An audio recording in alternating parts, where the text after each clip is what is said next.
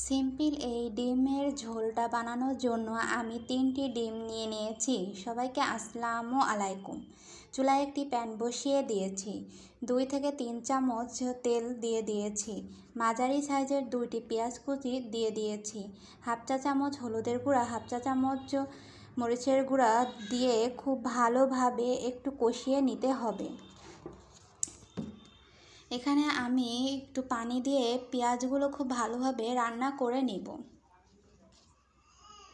এবার আমি 3টি বড় সাইজের টমেটো কেটে রেখেছিলাম, সেটা এখন দিয়ে দিয়েছি। টমেটো কুচি দিয়ে 2 থেকে 3 মিনিট রান্না করে নিব। তারপর দিয়ে দিব পরিমাণ মতো পানি।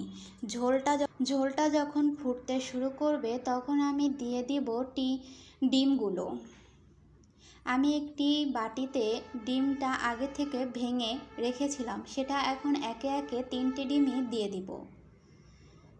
আমার ভিডিও ভালো লাগলে একটি লাইক, কমেন্ট আর শেয়ার করে দিবেন। স্বাদ মতো ঝোলটা রেখে দিয়েছি। এবার আমি পরিবেশনে চলে আসলাম।